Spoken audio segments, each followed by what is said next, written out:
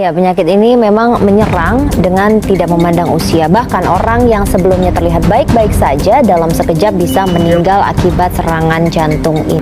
Siswa kelas 3 SMP ini tidak lagi bebas bermain seperti anak sebayanya.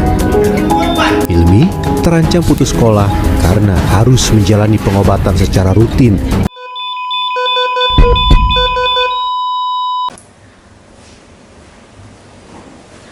Apaan sih lu kan serius banget dah. Ini kasus penyakit jantung di Indonesia semakin meningkat. Persennya sih nggak langsung besar, tapi penyakit jenis gagal jantung kan juga rawan ya buat usia yang di bawah 20 tahun. Berita hoax kali masa iya kan anak muda masih banyak aktivitasnya, itu mah buat orang tua tuh. Lu mah nggak ngerti Gir, yang ini mah real, no fake. Lu yang nggak sih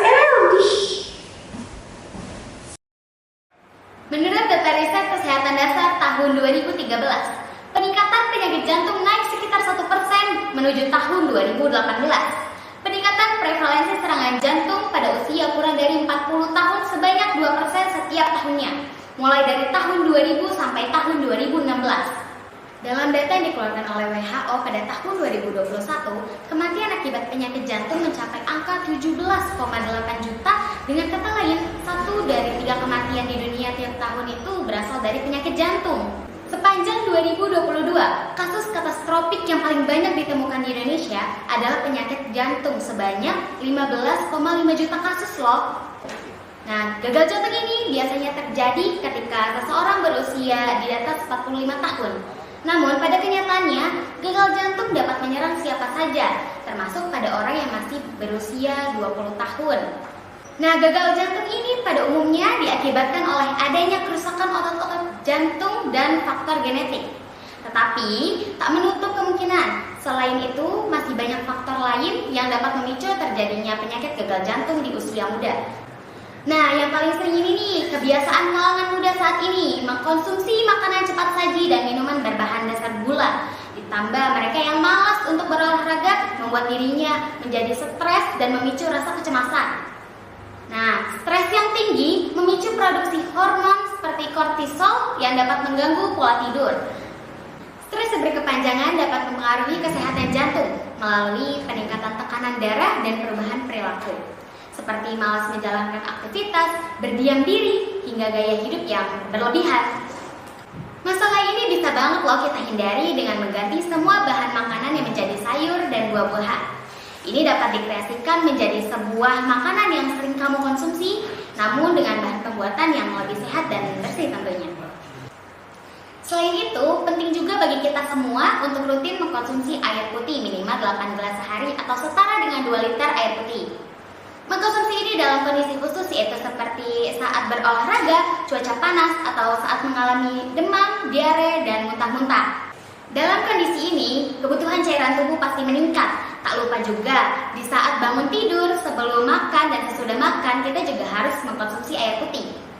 Kita juga harus mengubah gaya hidup, contohnya mulailah mengurangi penggunaan rokok. Karena rokok mengandung lebih dari 7.000 bahan kimia berbahaya, termasuk nikotin, karbon monoksida, dan tar. Nikotin dapat meningkatkan denyut jantung dan tekanan darah. Ini akan memaksa jantung lebih bekerja keras.